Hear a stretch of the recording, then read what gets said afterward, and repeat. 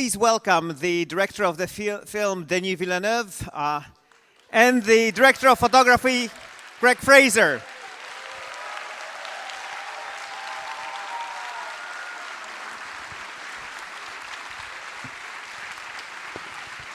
Thank you. We are properly distanced on stage. Everything is good. Wow, it's a full house. That's always great to see at this film festival. Mamy dzisiaj pełną salę, to naprawdę świetne uczucie i będzie możliwość zadawania pytań naszym gościom. Są osoby z mikrofonami. Ja pozwolę sobie zadać pierwszych kilka pytań, ale później wy będziecie również mieli szansę to zrobić. There will be an opportunity to ask questions from the audience. I'm going to start with the first few questions myself, but we do have microphones, so as long as we can see you, it's a huge place and the light is hitting us directly, but we'll try our best. We'll try to accommodate as many questions as possible. Denis, let me start with you. At what point of your life did you decide to adapt Dune into a movie? Weren't you afraid of the Dune curse, which apparently is there? And why? Was it something that attracted you to begin with? Pytam się naszego gościa, na jakim etapie swojego życia zadecydował, że, no niestety, tak będzie, że zadecydował, że dokona adaptacji powieści Franka Herberta Dune'a, czy nie bał się klątwy Duny i co go w tym materiale specjalnie zainteresowało?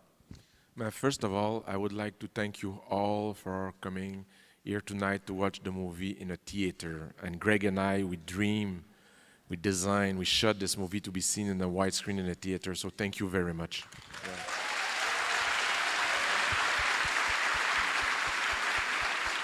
Chciałbym bardzo podziękować za to, że zdecydowaliście się przyjść, obejrzeć ten film na dużym ekranie, w kinie. Jesteśmy naprawdę pod wielkim wrażeniem i jesteśmy wam wdzięczni. It's a book that I discovered when I was like 13 years old, 14 years old, and I was totally amazed by Frank Herbert's novel at first for several reasons. Miałem 13 lat i wziąłem wtedy do ręki powieść Franka Herberta i byłem pod jej ogromnym wrażeniem. I was like very impressed by how he followed that boy, that journey where a boy finally make peace with himself, find solace, find comfort in another culture, being in contact with another culture, finally defining his identity, being in contact with people from another planet. Yeah.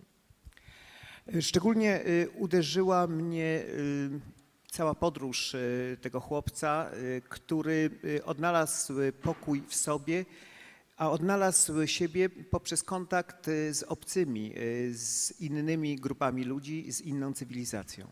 Because of course at 13 years old I identify with Paul Atreides now. Later, the book is a masterpiece. It's a book that of course you can read several times at different ages. According to your own life experience, you will see something new into the book. Yeah. I wtedy, kiedy miałem 13 lat, to szczególnie identyfikowałem się z postacią chłopca, ale to jest powieść, która ma w sobie wiele warstw i czym czytelnik staje się starszy, tym bardziej może odnaleźć inne płaszczyzny, które wtedy dla niego mają większe znaczenie. His take on the impact of colonialism, the way it approached, explore the danger of the blending between the mixing between religion and politics, I think really impressed me at the time. Tutaj jest wiele kwestii i politycznych związanych z kolonializmem, jak również tego, jak łączy w sobie elementy religii i ekonomii.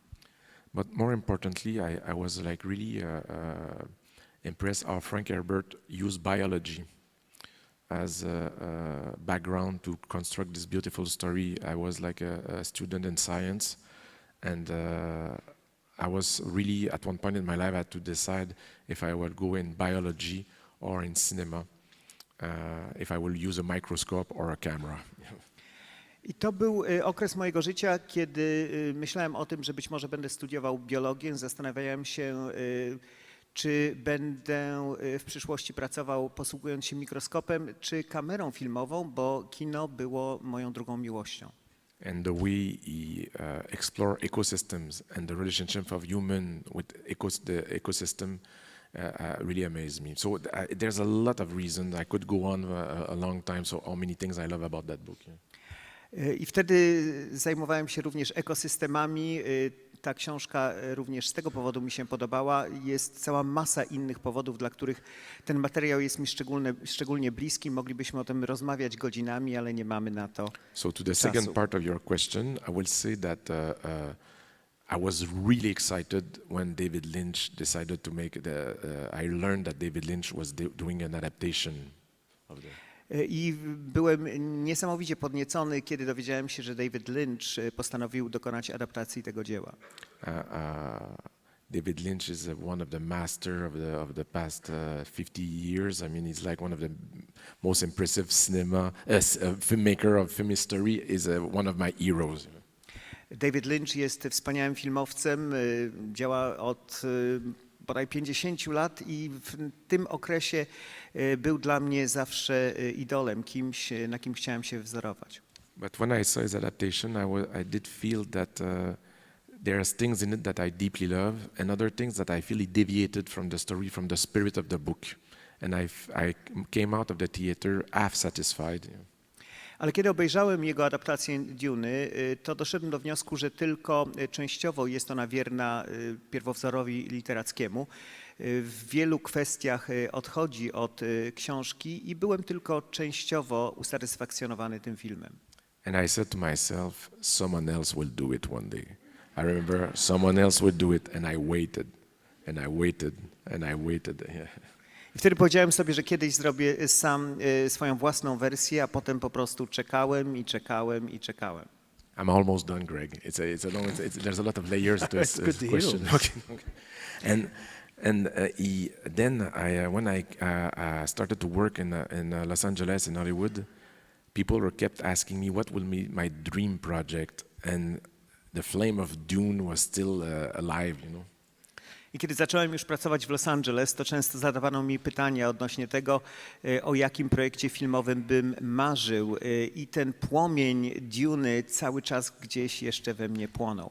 And when I did feel that I had enough technical skills, that I had enough technical knowledge about filmmaking, then I started to look for the rights. And when it happened at a certain period of time that the rights were available. But it took me all this time because I was really making sure that I wanted to be able technically to bring it to life.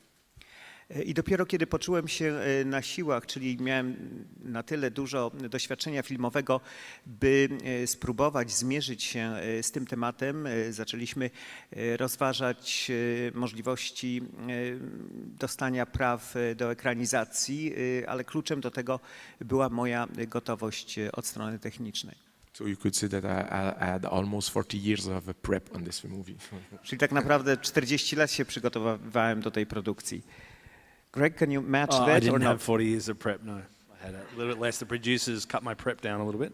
So I had about, I think I had probably about 6 months. Nie, w moim przypadku te przygotowania trwały 6 miesięcy, a nie 40 lat. How did the two of you find one another? Because it is the very first movie on which you've been working together. Tinder. It's amazing. Amazing program. The truth is, if I may, I was invited at a barbecue by Roger Deakins. Roger is very good with the barbecue, if ever. And he did great barbecues. Huh? And I met, suddenly I was like talking to this young cinematographer that was super brilliant and nice, but I didn't know your name. And at the time, I was just like, it was at the time when Greg had just put out Zero Dark 30, which was an amazing film. That was, and I was in deep love with the cinematography. So that's where we met around the... I think you just done Sicario, hadn't you? Yeah, you just wrapped on Sicario. So I didn't know who I was speaking to either, which was good. Nice guy. I thought he was a really nice guy. Didn't quite understand every word he said, but I thought he was a really nice guy. And then I realized it was Denis, and big fan of what Denis had done before that. So I was kind of like, oh shit. I don't get starstruck ever when it comes to actors or anybody, even royalty even. But when I realized what Denis had done, who I was talking to, I was like, oh shit. That's bullshit. That was Denis Villeneuve. Oh, it was. It was. To wszystko zaczęło się na barbecue u Rogera Dickinsa, jak się dowiedzieliśmy. Sorry. No, it's almost, you know, it's almost such a deflating moment when I have to switch to Polish. There's no way I can convey the banter between the two of you, you know.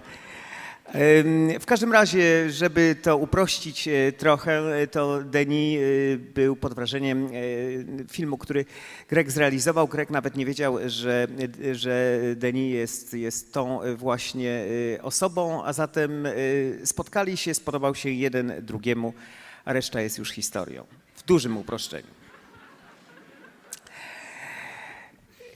When we look at this movie, it's supposedly set some 10,000 years, or at least thousands of years into the future, but the problems that it touches upon are very familiar to us, whether it's lack of natural resources, ecology, tyranny, colonialism. Can you tell a little bit about the universality of the themes in Frank Herbert's novel, and which ones in particular did you want to highlight in your movie? Chodzi tutaj o kwestie, które wydają się być uniwersalne i wypływające z powieści Franka Herberta, jak choćby brak zasobów naturalnych, kolonializm, ekologia, religia. Które z nich były szczególnie ważne dla twórcy filmu? When Frank Herbert wrote the novel in the 60s, he was inspiring himself by the main currents of the 20th century. And I think that what he did was a portrait of what will happen in the 21st. It was like he foresaw the problems that will occur in the 21st century. Kiedy Frank Herbert napisał tę powieść w latach 60., był pod wrażeniem nie tylko tego, co wydarzyło się w wieku XX, ale przewidywał te problemy, które mają nastąpić w wieku XXI. The consequences of colonialism and overexploitation of natural resources. Zwłaszcza jeśli chodzi o efekty kolonializmu i nadmiernej eksploatacji zasobów naturalnych. So you can find interviews of Frank Herbert talking about the danger of climate change in the 60s. I to jest niesamowite, do jakiego stopnia był w stanie przewidzieć zmiany klimatyczne, pisząc tę książkę w latach 60. ubiegłego wieku. So honestly, I invented nothing. It's all in the book. The book is sadly more relevant today than when it used to be in this when it was written. I w pracy nad tym filmem opierałem się o zawartość książki i z mojej perspektywy ta książka jest o wiele bardziej aktualna dziś niż w okresie, kiedy była napisana. Which makes this new adaptation, I think, to my eyes, relevant. I can barely hear you. Oh, sorry, I said that this, yeah. No, but which make this adaptation for me more relevant. I ta adaptacja dzięki temu stała się dla autora o wiele bardziej bliska i ważna.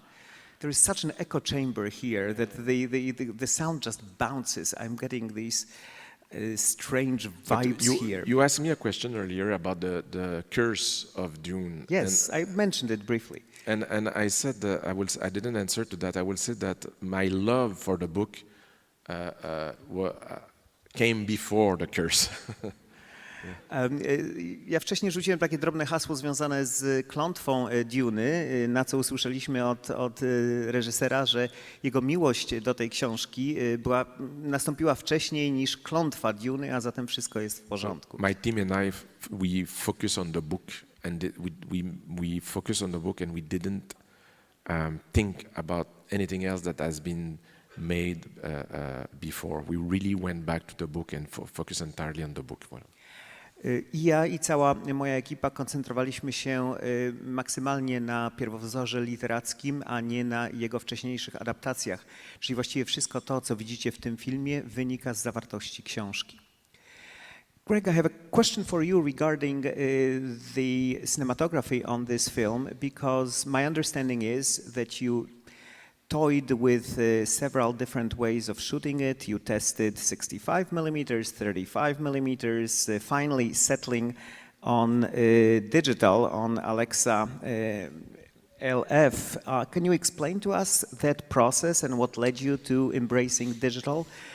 Z tego co wiem, na początku były próby z różnymi formatami, 65 mm, 35 mm i wreszcie Greig zdecydował się wespół z reżyserem, że ten film będzie kręcony kamerą Alexa LF, czyli cyfrowo. Dlaczego w ten sposób?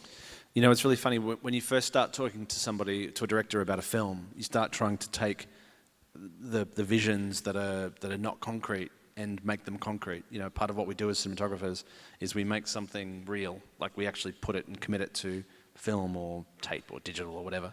And so the first conversations we had with Denis were very similar to what you heard tonight about his thoughts and dreams and hopes and wishes, and you know, and we talked about format broadly, and I would have put money on the fact that this would have been a film shot on film, based on what we spoke about, based on the organic nature, based on the characters, based on the fact that you needed to feel kind of like it wasn't sci-fi, you know, it wasn't that kind of world.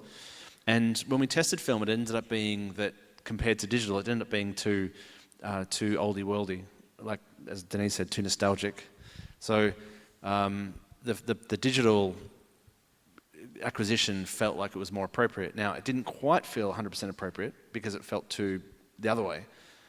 So we did a technique which, you know, I've been toying with for a few years before that, which is filming out to film. Like, I'm a strong advocate of the fact that, you know, in our world, it's not all or nothing. It's not all film or all digital. Like, I think we can start to combine those two formats and come up with something very interesting. And it also gives us control back as filmmakers, and particularly cinematographers, because, you know, we've found over the years our options have, I wouldn't say eroded, because that's a negative option, that's a negative connotation, but our options have kind of gotten a little closer when there are no labs to process film, or producers aren't willing to pay for it, or we don't want to do it.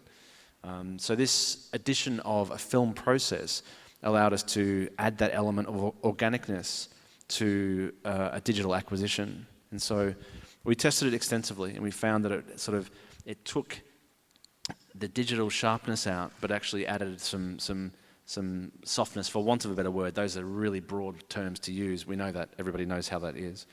But it added sort of an organic nature to what the film is. So hopefully it sort of put back some of that. Sorry. No, so it was not digital intermediate, but film intermediate, right? Or something like that. Correct.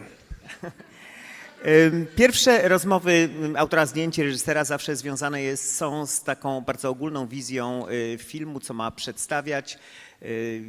To, co reżyser gdzieś tam w głowie sobie wyklarował, jeżeli chodzi o ogólną formułę, ale to właśnie autor zdjęć sprawia, że ta formuła przybiera bardzo konkretny wymiar.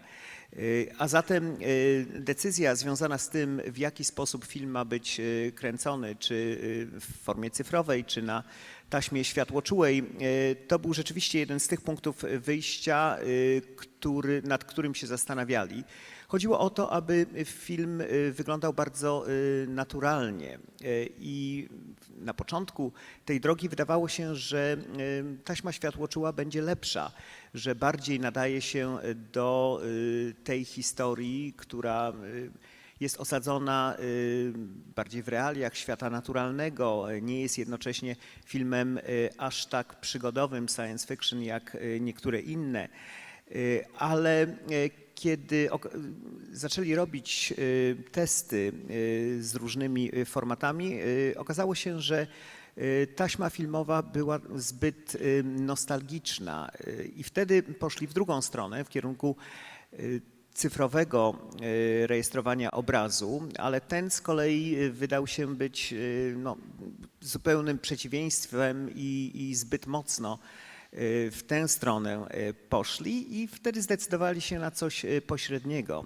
czyli film został nakręcony w sposób cyfrowy, ale później był ten materiał obrabiany w taki sposób, by dodać pewne elementy, które tradycyjnie związane są z taśmą światłoczułą, czyli pewną ziarnistość, pewne elementy kolorystyczne. I później znów było to przetransferowane na formę cyfrową, czyli taka hybryda. Z punktu widzenia autora zdjęć naprawdę czymś zupełnie świetnym i fascynującym jest to, że te dwa światy, czyli tradycyjny świat celuloidu i świat cyfry, są coraz bardziej zbieżne i można je ze sobą łączyć. Impressive, so impressive.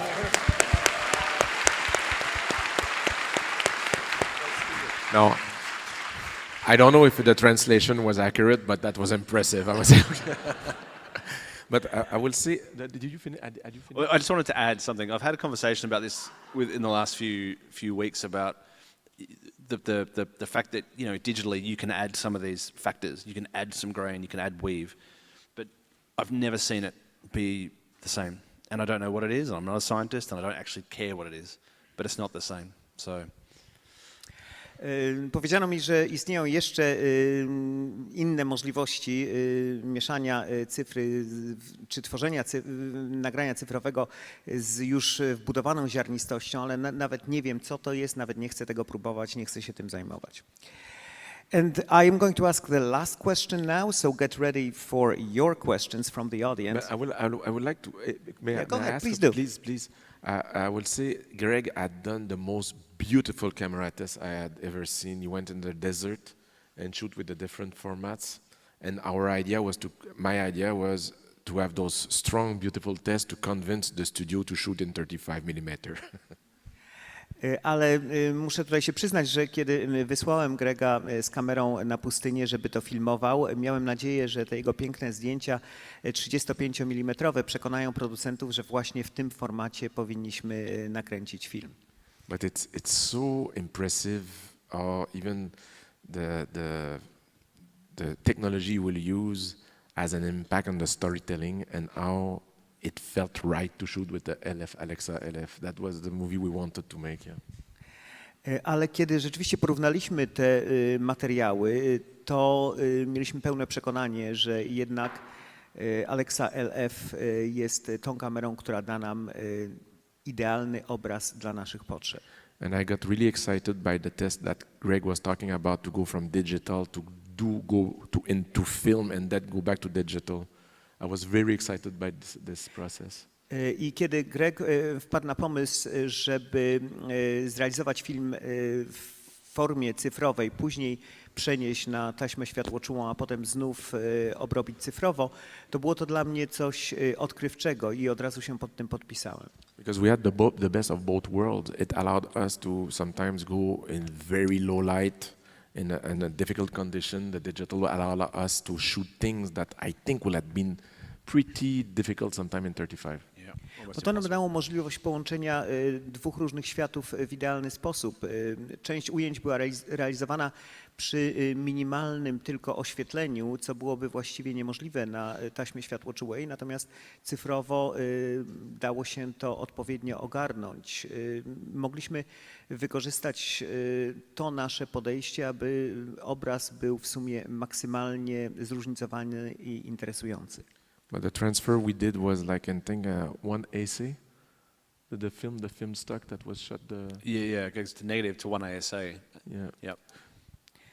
Mowa o transferze 1XA, o ile dobrze zrozumiałem. So the grain that we added to the movie is super subtle, but it's just enough to be very gentle on actors' faces.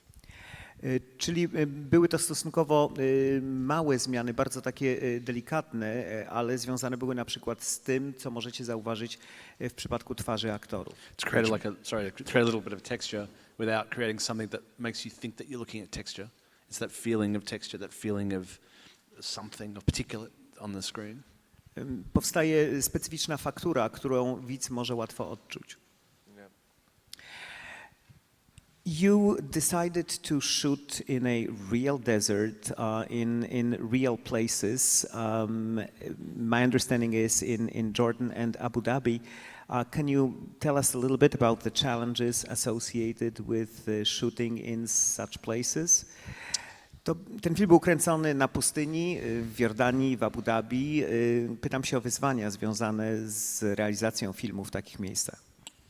I mean, of course, every challenge, the wind and the this and the that, but actually, I don't think there was. I think there were more challenges shooting not in the desert than there was shooting in the desert, because the fact of the matter is wherever you point the camera, you've got something that instantly begins as an okay. You know, like you can only improve upon that. Whereas when you're in a backlot or you're on a stage, like you've got to create that from nothing. Whereas the desert gives you something. The desert gives you the natural wind, or it gives you the natural sun, or the natural cloud, or the natural something. So, I mean, yes, logistically, of course, driving out to a desert and all that stuff. But that to me is far, like, what you get out of it far outweighs any problems. Okazuje się, że były większe wyzwania, jeśli chodzi o realizację zdjęć we wnętrzach niż na pustyni, bo pustynia ma to do siebie, że coś sama z siebie daje. Czy to są delikatne zmiany piasku czy chmury. Jest tam życie tego miejsca, które można kamerą odpowiednio sfilmować. Natomiast w przypadku wnętrz w hali, gdzie również realizowane były zdjęcia, tam mogliśmy to budować od zera, ale miało to pewną sztywność materii, coś zupełnie innego od naturalności życia pustyni. I would say, yeah, it's so rewarding. For me, it was like something I had not a lot of condition when I to the studio, but one thing that I didn't want to make any compromise with was I insisted that we will shoot in the real desert and not in a backlot with blue screens. I z punktu widzenia reżysera ta kwestia była fundamentalna, żeby zdjęcia były robione na prawdziwej pustyni, a nie przy użyciu blue screenów. I gdyby producenci zadecydowali inaczej, to on nie zgodziłby się robić tego filmu. It would have been impossible to make this movie the way we did it with virtual environments. Yeah. I already translated that before you said it, so. Oh, okay. Incroyable.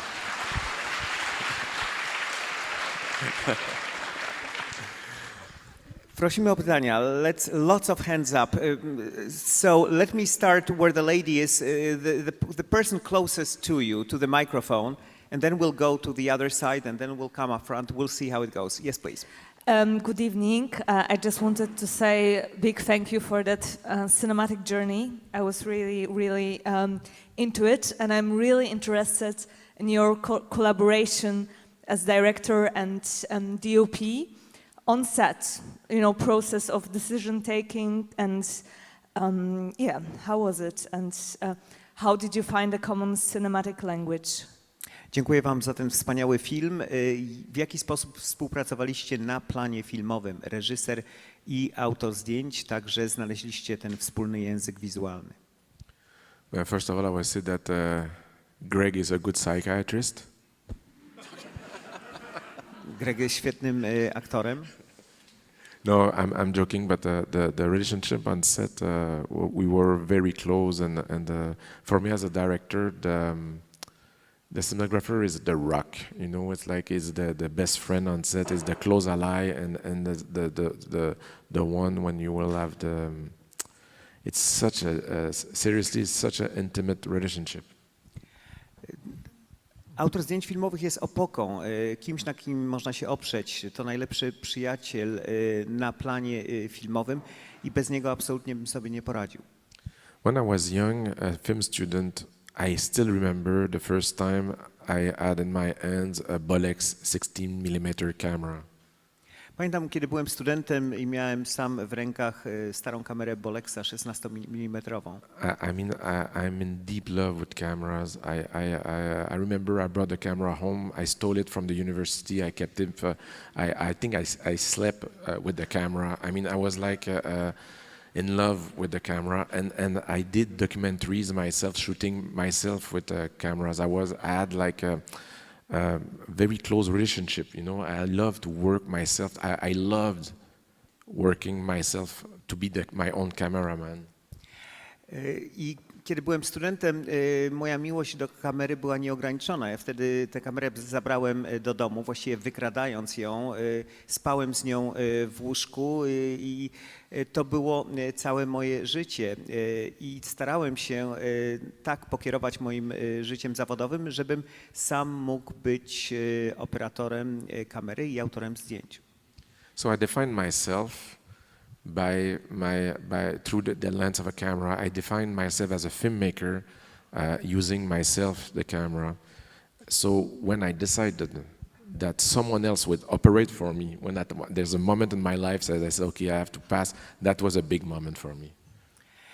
I początki mojej kariery wyglądały tak, że byłem bardzo zżyty z kamerą, sam chciałem robić te zdjęcia, ale tylko mogłem to robić do pewnego momentu, bo kiedy zacząłem robić większe filmy, to musiałem przekazać te obowiązki komuś innemu i było to dla mnie traumatyczne przeżycie, wielki punkt zwrotny. So it's an act of unconditional trust and a very strong, intimate artistic bond between me and Greig in order to make this film. Yeah. I to jest kwestia bezgranicznego zaufania pomiędzy reżyserem i autorem zdjęć. Tak to miało miejsce w przypadku realizacji tego właśnie filmu z Greigiem. I see myself as an extension, effectively, of Denis' subconscious and his conscious. So, there's where possible on this film. Every film I do differently. Some film I operate on the camera, some film I don't. On this one, I tried to be really close to Denis, and often we had our monitors next to each other, so I could hear Denis' response to things, and it would influence how I would behave. Like there was one instance where I remember we were filming an actor, and another actor had stepped onto his mark, but I think he'd overstepped his mark or understepped his mark, and he'd blocked the shot we were trying to get. And we both at the same time went, oh, because we knew that actor had screwed up and it screwed the shot. But then I think we both realized at the same time that the second that the actor that had screwed up revealed, he would be revealing the actor that we were filming, which was not a shot we'd planned. And then we both went, at the same time. So it was funny, like trying to find that symbiosis where we're sort of one brain, two bodies, trying to do two different jobs, but for the same purpose. That's how I approached it, and hopefully is what we see here. Z punktu widzenia autora zdjęć ta symbiotyczna relacja wygląda w ten sposób, że on myśli o sobie jako o przedłużeniu tego, kim jest reżyser, i to zarówno jeżeli chodzi o świadomość, jak i podświadomość. W przypadku realizacji niektórych filmów Greig jest blisko kamery, stara się sam być szwękierem. W przypadku innych filmów stoi bardzo blisko reżysera. I to właśnie wyglądało tak w przypadku realizacji tego filmu. Stał tuż obok Denis i pamięta takie chwile, na przykład, gdy aktor stanął w niewłaściwym miejscu i obaj zazgrzytali zębami, czyli autor zdjęć i reżyser w tym samym momencie, bo coś poszło nie tak. I w tym samym momencie, dosłownie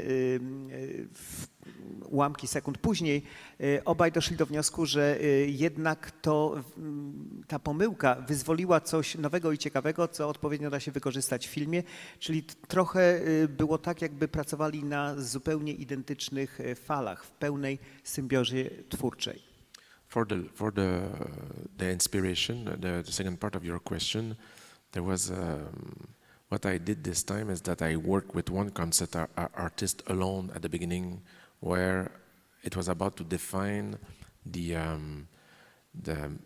main visual language of the movie about vehicles and architecture, but also more importantly the light.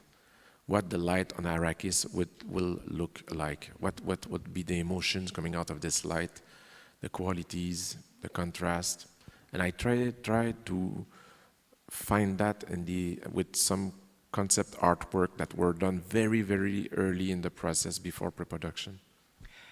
Początkowe fazy przygotowań do tego filmu wiążą się oczywiście również z określaniem tego, jak film ma wyglądać i to zarówno od strony scenografii czy architektury, ale podstawową kwestią dla reżysera jest światło i całe dni, tygodnie były przegadane na tym, jak poszczególne sceny mają być oświetlone.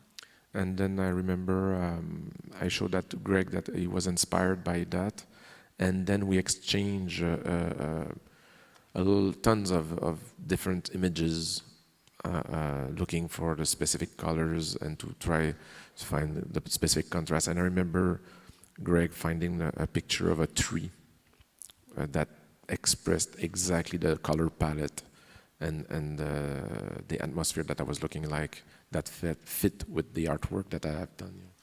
Chodziło w dużej mierze o to, by światło wyzwoliło odpowiednie emocje i wymienialiśmy się wzajemnie z autorem zdjęć różnego rodzaju i obserwacjami na temat koloru, jak i samymi zdjęciami. I w pewnym momencie Greg przysłał reżyserowi zdjęcie, w którym kolorystyka była idealnie dobrana do wizji, jaką stworzył reżyser.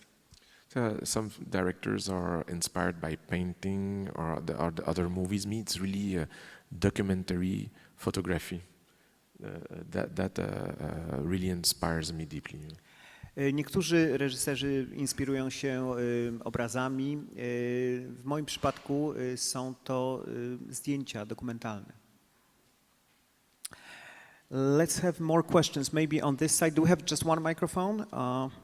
Okay, once you find one person there, let's go to the other side if we can. I don't want to inconvenience anyone. Whoever had a question up there, and then we'll go to that side. Mm-hmm. Hello, I have a question for both of gentlemen. I'd like to ask, what is the feeling knowing that you've made a film that overshadows and is much, much better than the last Star Wars films? Jak się czuje z tym reżyser i autor zdjęć, że zrobili film dużo lepszy od Wojen Gwiezdnych? Can't answer that. No, you can say that. Also, we can't. It will be dangerous. If we see something like that, we have after that to look under our cars for several years. Yeah, that's a feisty argument to get into. To widownia oceni, dla nas to niebezpieczne pole minowe, także nie będziemy się tym w ogóle zajmować. Could we have the microphone on this side, maybe? Czy możemy przejść na tę stronę drugą z mikrofonem? O właśnie, już ktoś dostaje. So there are at least 2 or 3 hands nearby. Let's go there. Yes, But please. I will say this, if I may. No, but I will say Star Wars, the 2 first Star Wars were very important movies for me when I was a kid, when I was, maybe I'm here because of The Empire Strikes Back. It's like movies that went, yes! Yeah, okay. No, but seriously, it was a hell of a movie. It was like, I mean, still today, I mean, it's like, yeah. Pierwsze 2 filmy w cyklu Wojen Gwiezdnych miały dla mnie ogromne znaczenie. Byłem wtedy małym chłopakiem i być może to dzięki nim jestem teraz tutaj z wami, zrealizowawszy Dune. Question, please. Yes, hello. So my question is because I saw your interview, Denis, with, I think it was Notes on a Scene, and you were saying about Charlotte that you had to hide her face and it was a shame. So my question is, were there any more difficult decisions that you had to make but thought to yourself that's the right decision to make for the movie? Wow, I'm nervous.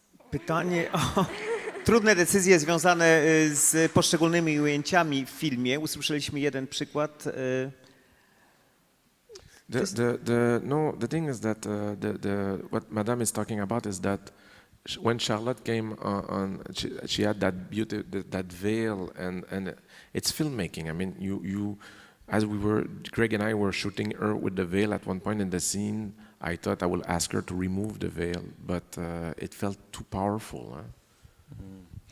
There's some of my favorite images in the entire film, to be honest. Charlotte's face under that veil, it's like you can just see what you need to see in her face, and I don't know, I get the most joy out of kind of feeling like I'm not being told the full story, that I need to look deeper.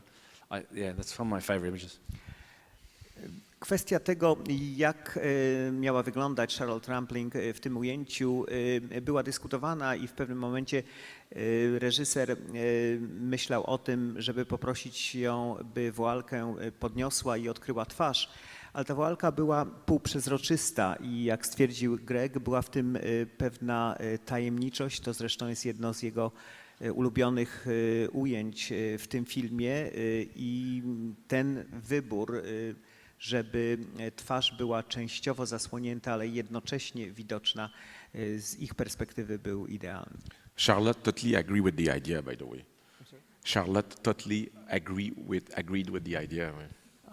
I Charlotte całkowicie zgadzała się również z tym podejściem. But for me it was strange still to have one of my favorite actors of all time and finally had the chance to shoot with her, but hiding her face. Dla mnie to była trochę mniej komfortowa sytuacja, bo Charlotte Rampling jest jedną z moich ulubionych aktorek i kiedy wreszcie miałem okazję z nią pracować, to kazałem jej zasłonić się tak, że nie była do końca widoczna. And I will say this, you're talking about how many decisions, it's filmmaking, you are filmmakers, you know, there's thousands of decisions like that in a movie where it's every shot you have like, you risk something, there's like a danger. I mean, it's always artistic danger. It's like you flirt with disaster every time you roll camera. I mean. Na planie filmowym jest cała masa tego rodzaju szybkich decyzji, które należy podejmować i każda z nich związana jest z ryzykiem. Może zakończyć się tragicznie, a jednak robimy je, mając nadzieję, że wszystko pójdzie jak najlepiej. So sometimes when I direct, I have the impression that I'm looking at 12 gray doors, and 11 of them will be shit, and one of them will be the right one, and I just have my instinct to choose which one because they're all gray. You know. Czasami się czuję tak, jakby było 12 szarych drzwi i 11 z nich prowadziło donikąd i tylko za jednymi drzwiami była ta idealna forma rozwiązania i modlę się o to, żebym wybrał właściwą. So I think that for Charlotte Rampling, honestly, I opened the right door. Czyli otworzyłem właściwe drzwi. Losowo się to jakoś udało. The person in the white shirt there, and then the person below. No, let's go down a little bit. Those hands have been up for a long, long time. Thank you for your patience.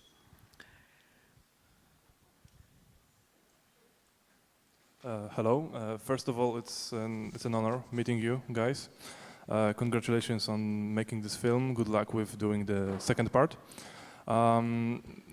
My question is about adapting the story from the language of literature to the language of film, because the whole story is very rich in details of the world, of that world building.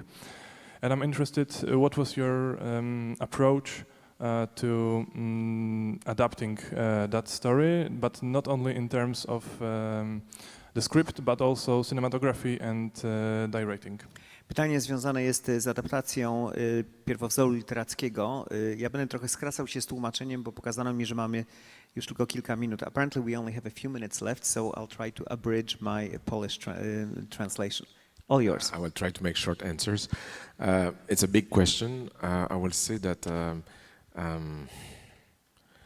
it has been a long process to write this screenplay, because we had to the book Dune is when you study the book, you will find out that very often it's like a theater, it's like a play. Most of the time it's like people coming inside one room and start to have a discussion with other characters about what they saw that was so amazing outside. It's like a mind game, a paranoid game about characters trying to find strategies, having a verbal duel between the other. To był bardzo długi proces i właściwie każdy z elementów związanych z poszczególnymi postaciami czy wątkami był analizowany oddzielnie i to wszystko musiało się powoli zacząć układać w jakąś całość. So it's like it was without going too specific. It was like the idea was we really focused the adaptation on the boy Paul Atreides, and trying to be as close to him as possible. In a perfect world, I would have made a movie just about Paul and his relationship with his mother, with his family. But I had to sometimes leave him. But my goal was to be as close as possible to Paul. I dla mnie główną osią tego filmu jest postać Paula i jego relacja z matką. Czasami odchodzimy od nich, ale z punktu widzenia opowiadanej historii cała ona kręci się wokół tej właśnie postaci. And to build his dramatic arc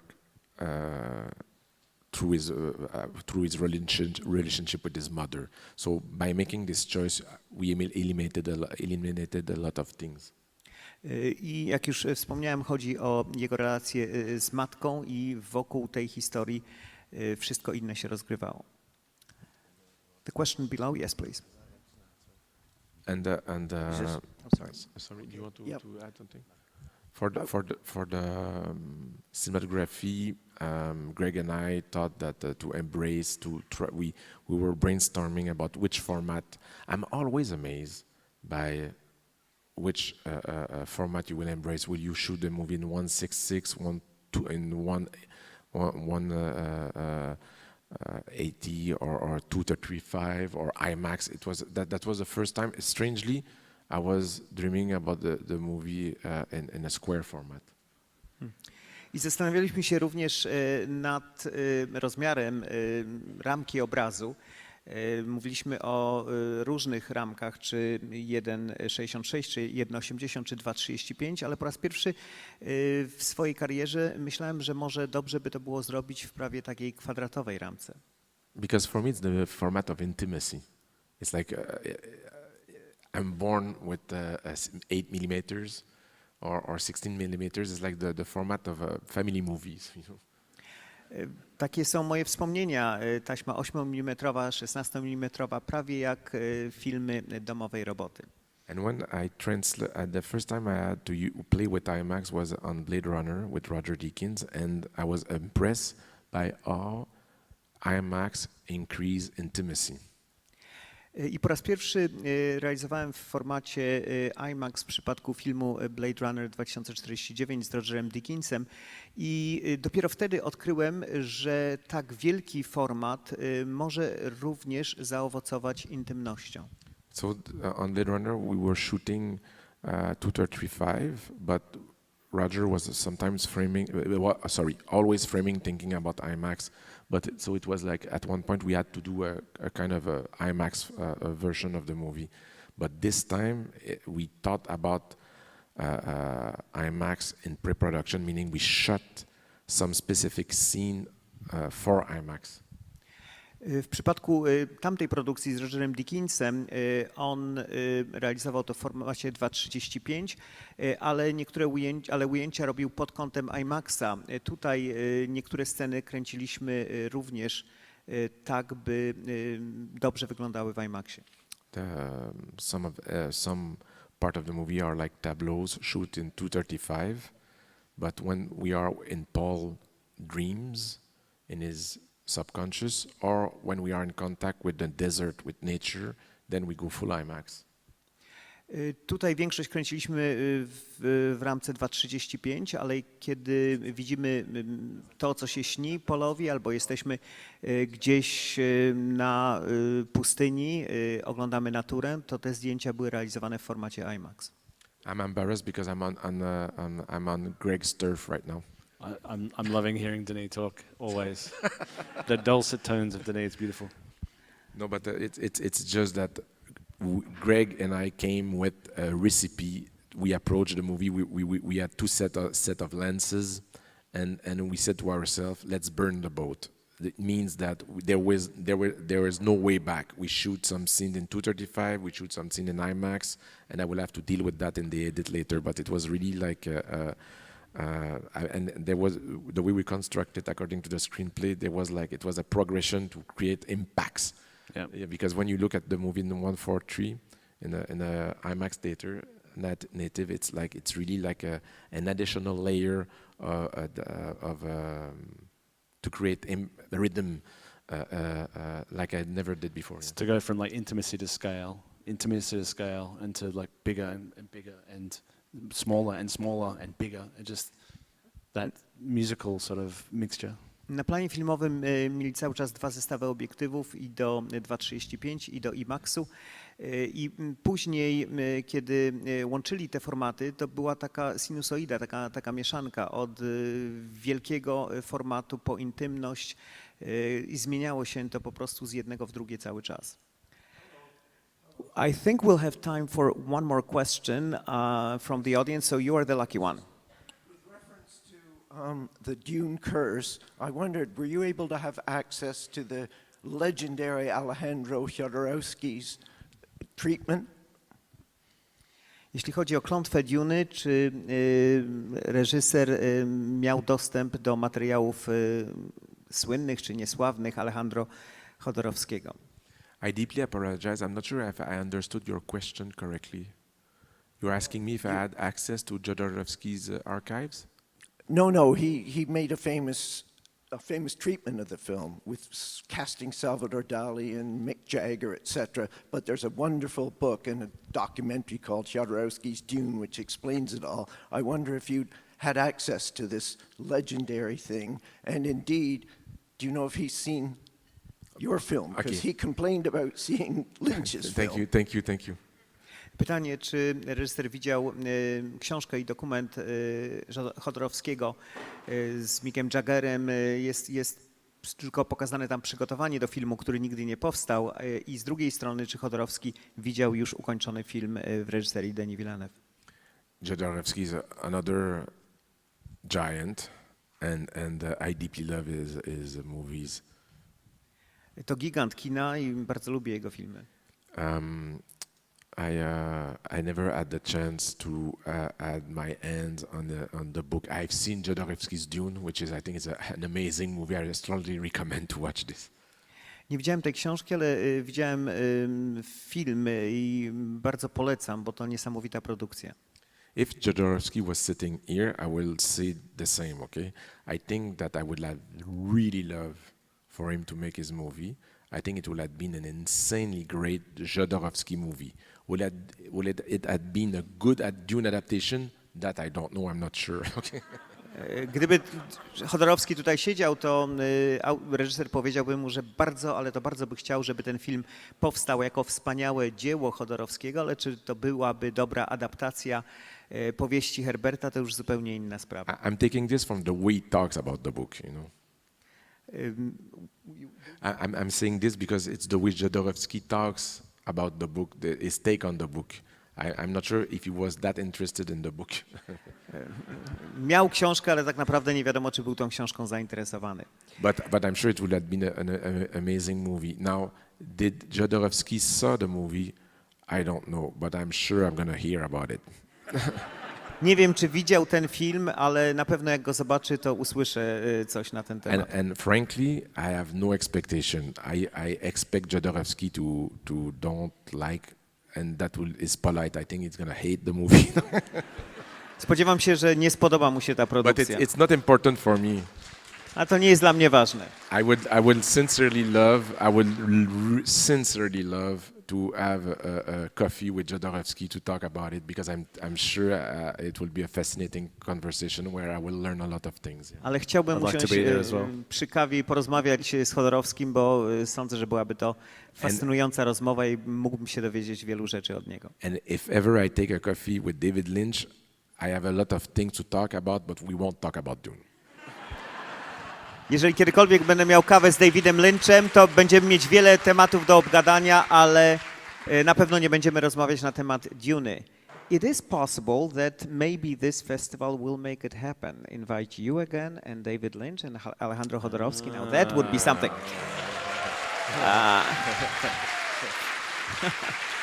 No, but seriously, it was an honor for me to be here tonight. I thank you sincerely for the invitation, and thank you, Monsieur. It was amazing. Well, thank you, but before I let you go, I'm not sure whether I'm allowed to, but I will try anyway, to ask you whether you can share anything about the second part of Dune, where you are in terms of your work on it, and what we should expect, and when should we expect it? I can share that it's going to be shot by this guy.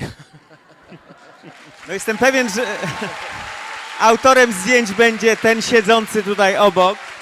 And I can share that I'm going to shoot it.